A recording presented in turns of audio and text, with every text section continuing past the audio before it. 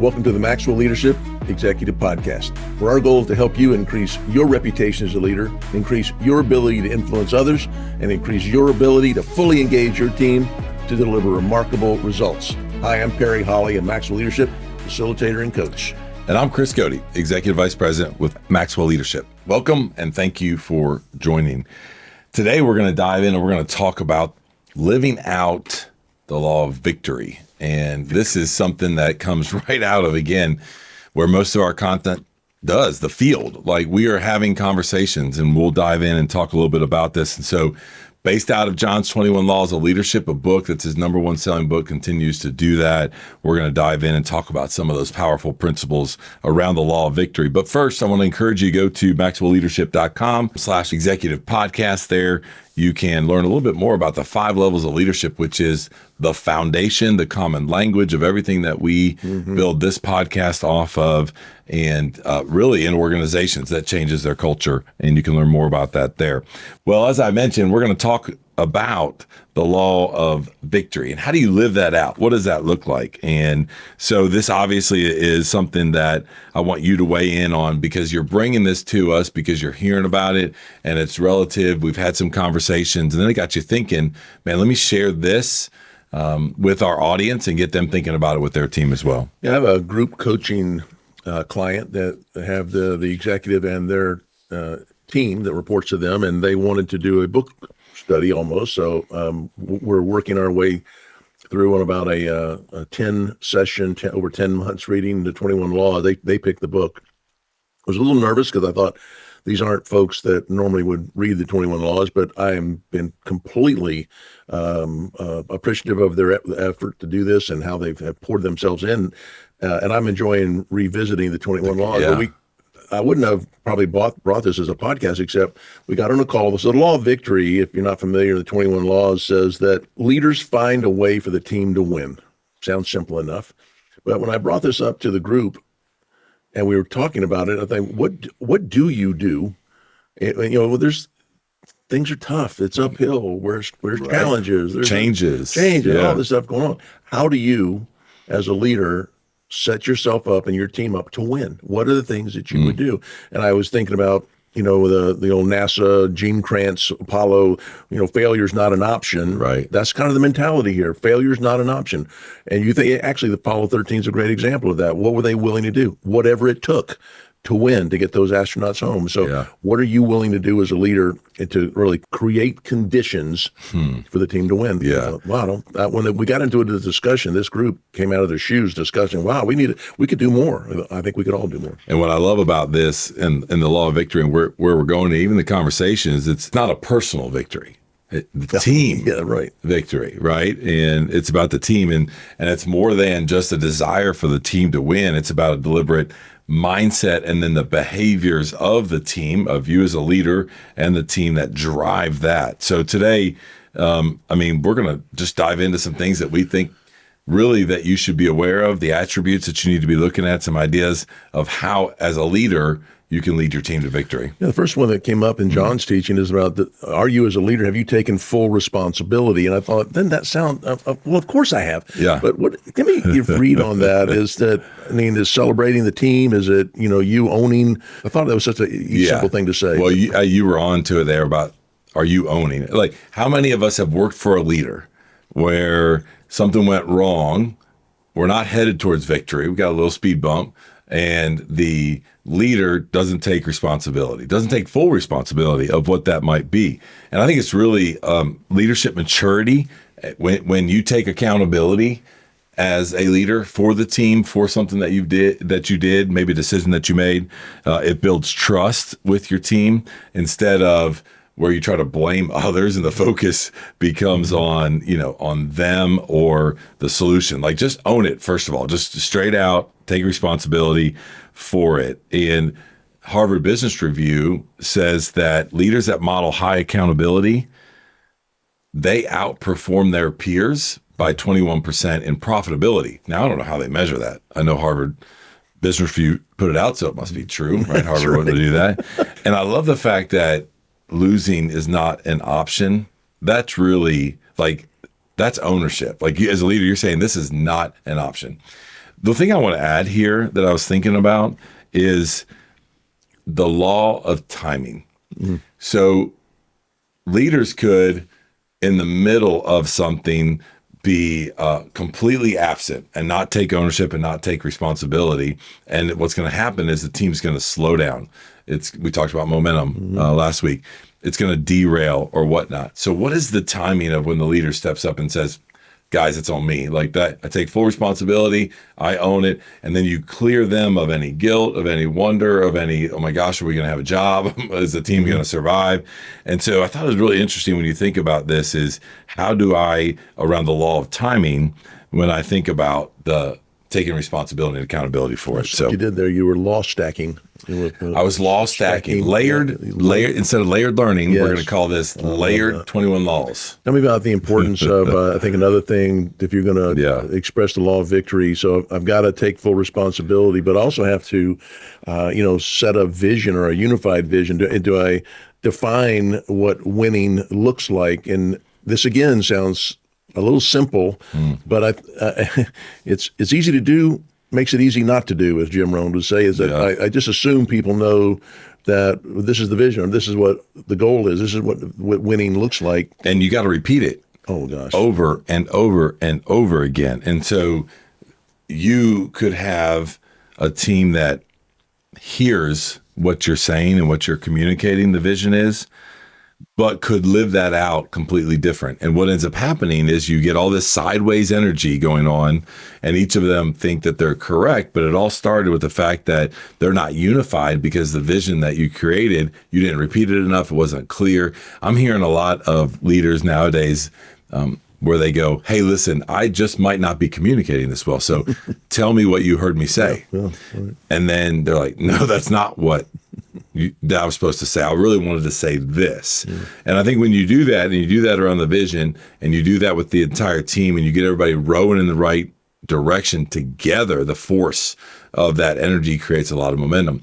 The other thing I want to encourage around this is not only to have a unified vision and make sure everybody understands that and everybody's working in one direction, but make sure that everybody understands their role in that unified vision and how that's tied to the bigger part of the organization. So many people, they're just there, and we talk about the middle of the boat. They're doing the bare minimum to get by. They're not engaged because they don't feel unified with the team. Matter of fact, they probably sometimes feel siloed from the team.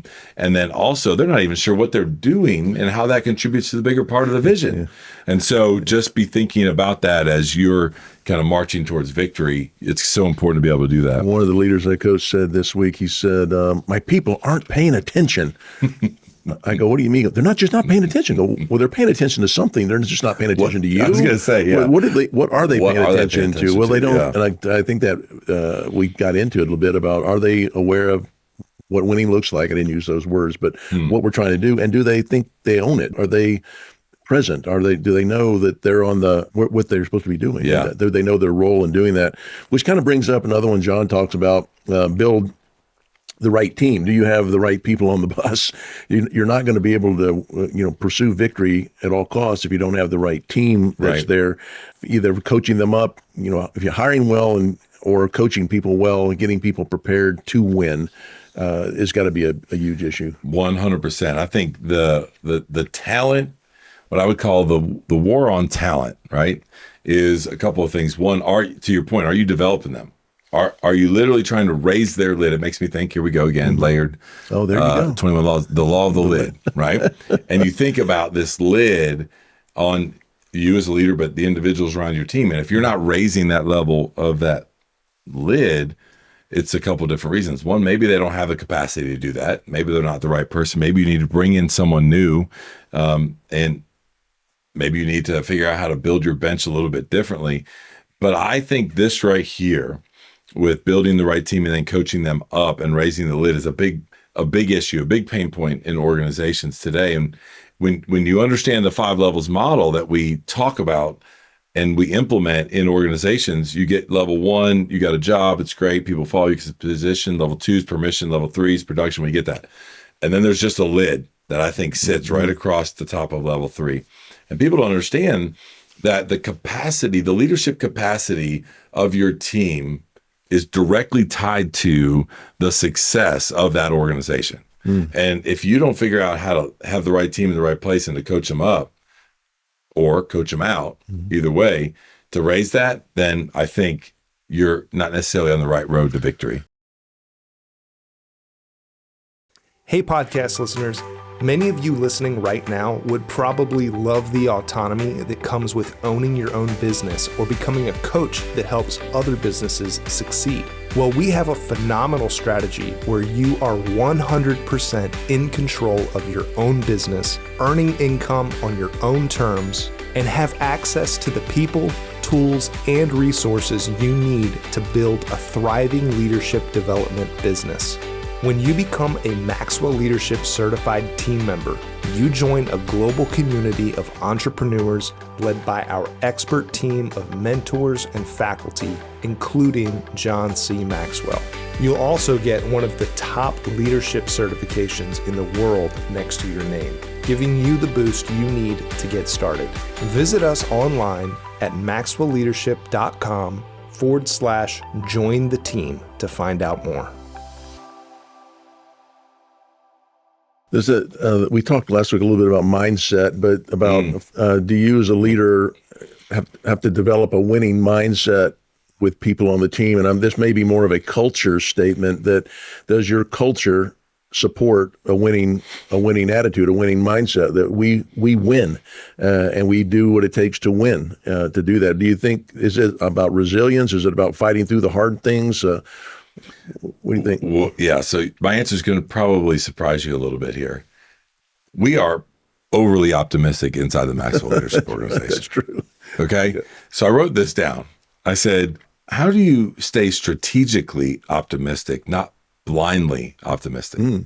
Now, I'm not saying we're blindly optimistic, but I think a lot of leaders can be when it comes to this mindset. Like, you can have this crazy big mindset, but if the leader doesn't necessarily believe in it, doesn't stay committed to it, and you waver from that, then you're setting the energy. You are setting the culture, the energy inside that organization. But when you show up every day and you're ready to get after it, it doesn't matter. We got a bunch of grit. People take notice. And I think if you have a plan and you're strategic behind it, that's why I wrote down this strategically optimistic thought, because I was like, man, for me, maybe it's because I'm very logical in my wiring, and I've got to have like a little bit of a plan and a strategy, and then I'm like, oh no, like that's just a bump. Like this is gonna work, and we're gonna get after it a little bit. But I think the opposite is you said something, you said it either this episode or a previous one where you can work as hard as you want, but we're never going to achievable goals. We were talking about last week with momentum. Another thing I wrote down that I thought about around this one about a winning mindset, and since we're talking about the fact that people watch you all the time, and as a leader, you're setting the tone. That we fly a lot, and we go through all kinds of turbulence. Doesn't even bother us. We've been on some rides. I'm like, that was good. That was good.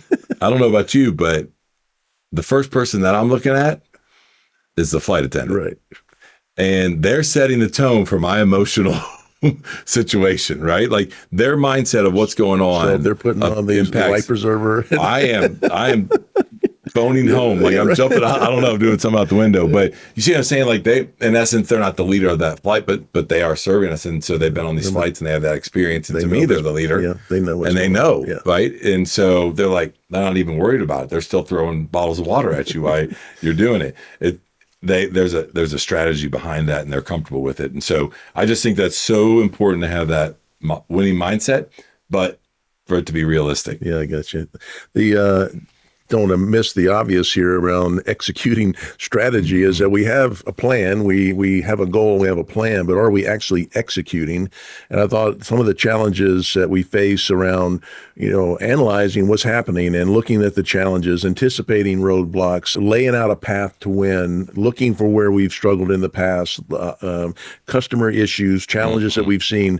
Are you actually, as a leader, stepping up and heading those off before they derail momentum, as we talked about last week, or kill your ability to win? I thought, how many losses have I taken because I didn't get the rocks out of the road to get them there, and just continue keep doing the same thing over and over again because conditions change. Obstacles are going to evolve for you and your team. You got to stay flexible. But remember, the vision, the mission's not going to change. But the strategy that you're executing on, you're going to develop and execute on, it may change. And you have to be flexible to that. And you have to adapt quickly, not necessarily emotionally. Like calm is contagious. And as a leader, you got to be consistent and you got to be calm and be okay to adapt and change quickly, but do it based off of the strategy that you built going after that vision, not a emotional knee-jerk reaction, because then you're about to lose your team. Yeah. And you think about kind of combining a couple thoughts here, but leading by example, but also inspiring and motivating. I think in the coming weeks, I want to do, I've been thinking about this a lot around the push and pull of leadership, that we are pretty good at pushing people for results, but pulling them with the motivation and inspiring, leading by example. But, work's hard by nature. It's tough. And so if I'm going to set my team up to win, obviously, like you said, the eyes are on the flight attendant, the eyes are on you. Yeah. But also, what's your role in kind of building up inspiration and motivation? I'm a big team guy. Like, I just come in from my background, and so I have the whole we, kind of over me philosophy. And I think when, as a leader, that you're engaged and you're able to make the tough call, you're able to hold yourself to high standards, you can then do that with your team as well. They're going to follow, they're going to follow you, even when it's hard, right? Mm-hmm. They're going to follow you.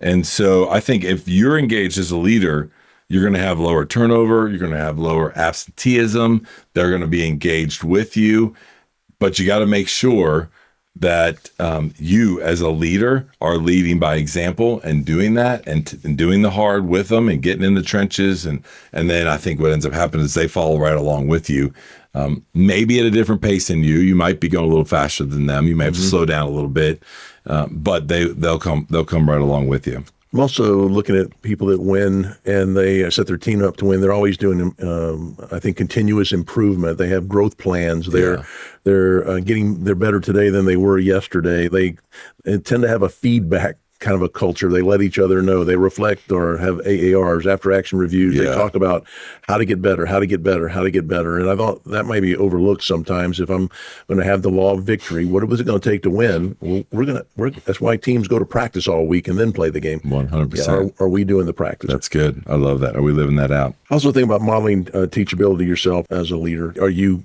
growing that? Are you learning new things to do that? So 100%. I think that you have got to model teachability. Here's what I would tell you.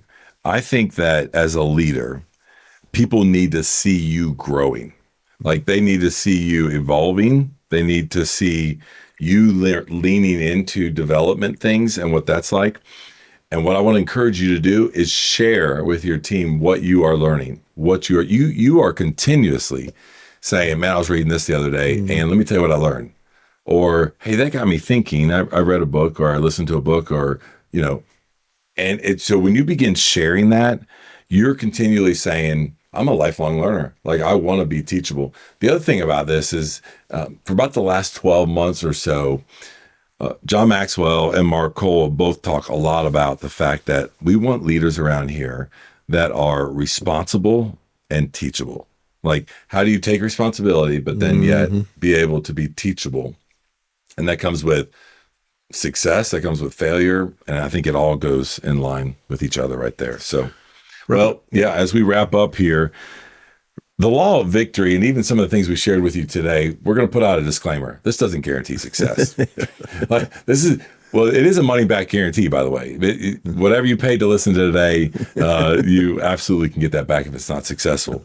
I think, but without thinking about some of the things that we talked about today, I think it guarantees failure as your team. And these are simple. Some of these things are simple. Maybe not to you. Maybe some of these things are a little bit more, earth-shattering. Like, I hadn't thought about that before. But what we want to encourage you to do is to break it down to its simplest term, because it's not easy to apply, but we want you to apply it. And that's kind of the key of what we're doing. We want to give you some things that are actionable. Like, go do this. Like, are you doing this? Like, what does your team think about that? And just remember, it's a process, right? Victory doesn't happen in a moment. Perry talked about it's in the practices. It's in the changing things. It's in the different things that you begin to work on that victory ends up showing up.